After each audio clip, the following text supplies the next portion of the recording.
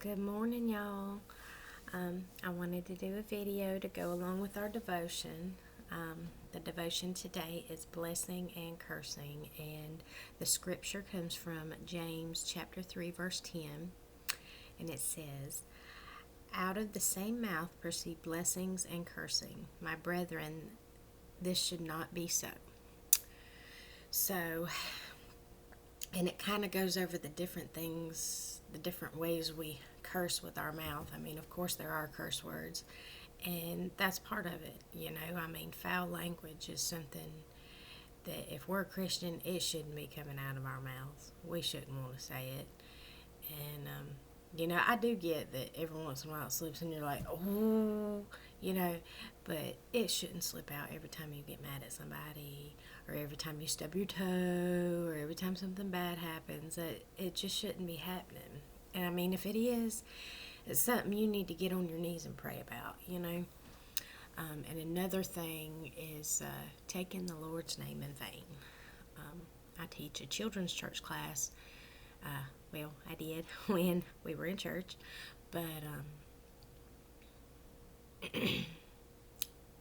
one of the things we went over were the 10 Commandments. And of course, we all know it says in there, do not take the Lord's name in vain. And we automatically think of saying the really bad ones, But what about when you hear something, you go, oh my God? I taught my children in children's church, and I teach my children at home. That is taking the Lord's name in vain. I don't care how anybody else looks at it. It is what it is, plain and simple. It's taking the Lord's name in vain, no matter how you use it. Unless you are legitimately talking to the Lord, that's using His name in vain. And He knows your heart. You can tell anybody anything you want, but the Lord knows your heart. And we do not say, oh my God, in this house. My kids know that. I know that. It's just a rule. We don't do it. And that don't make us better than nobody else. I'm just telling you this. It's very important, And another thing, and another way we kind of curse with our mouth is how we talk about other people. We think gossip means he said, she said, he should. But what about, well, so-and-so's doing this. They shouldn't be doing that. They know they shouldn't be doing that. She shouldn't be wearing clothes like that. And, even if it is talking to one person isn't going to tell nobody else, it doesn't matter. It doesn't matter if you're sitting in a room talking to yourself. God hears you. He knows your heart. He knows what you're thinking to these people. There's a scripture in the Bible that says, whatever's in your heart is going to come out, and that's what you're going to speak. I should have looked that one up, but I looked a few others up. The things we speak, when we are out with other people, the words we speak are an example to others. We're Christians. And people hold us to a higher standard, just like anybody holds police officers to a higher standard. The President of the United States, as Christians, we are held to a higher standard. And, maybe so that these people are looking at us just to watch us fall. All the more reason to stay in line with the Word and do what we're supposed to do,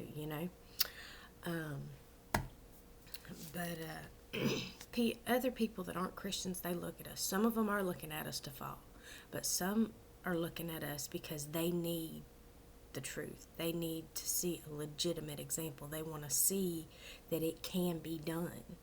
They want to see somebody, they want somebody to be real, and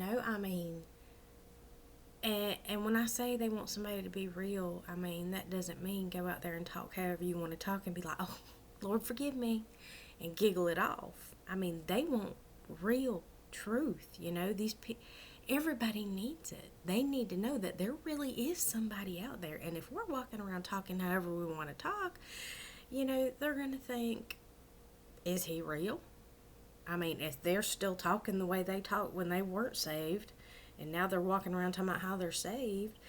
We need to watch our mouth, even if it's something as simple as saying, God dang it, or oh my God. Watch your mouth. I'm just as guilty as anybody else. And, I woke up this morning. It had actually come on me yesterday, and then, this morning. We just really need to be careful how we talk. Even when other people aren't listening, because even when others aren't listening, He is listening. And what He hears us say is more important than what anybody else hears us say. And another thing to think about, I kind of touched on this a couple of days ago in a devotion, but what about our children? How are they hearing us talk about other people, to them? Just because they're our kids doesn't mean that we can talk to them any kind of way. In order for them to grow up and be respectful children and treat others with respect, we have to show them what respect is. And if we're talking down about people, then that's the kind of things that they're going to do. If we're taking the Lord's name in vain, they're going to pick it up and run with it, If we're saying bad words, they're going to say bad words too. Excuse me, it's early.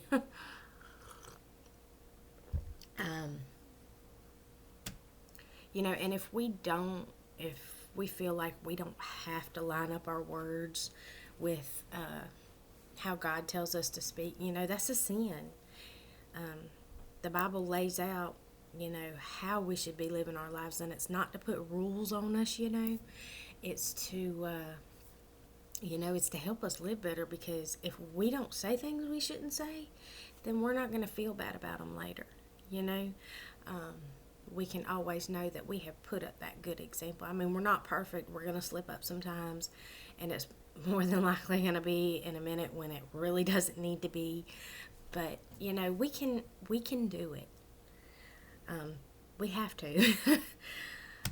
But I wrote down a few scriptures, and I'm just going to, the scriptures are actually typed out in the devotion I posted on the website, but I'm just going to kind of touch on them real quick. But Ephesians 4:29 says, let no unwholesome talk come out of your mouth. Quit your cussing, quit your gossiping, and all this mess.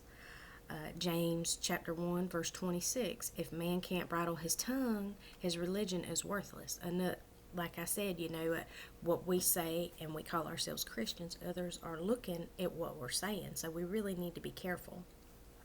Exodus chapter 20 verse 7, this is the one I taught my kids. You shall not take the Lord's name in vain. It will not go unpunished. So you GD, you gosh dang it, you oh my gods, He's not just overlooking them as petty little childish things. They are serious. We need to pay attention. We need to stop doing that. If you have made a habit of something, I understand it's hard. I've had habits that I have had to pray, and that's what we got to do. We got to pray through. If you catch yourself doing, Lord, please help me not to do this anymore. I do not hold my tongue. Lord, help me to think before I speak. And that's actually in the devotional prayer, is Lord, please help me to think before I speak. Hold my tongue. Put your hand over my mouth. So, it's not just coming up and out and flying out of my mouth, and before I know it, I have said all kinds of stuff I regret. We don't want to do that. I just touched on a couple of scriptures, but all throughout the Bible, the power of life and death is in the tongue. So, what we say, we can speak life or death into a situation, into a person.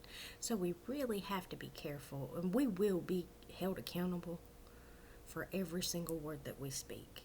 So we need to pay attention to what we say, and really I think we should all, myself included, take time to think before we speak today.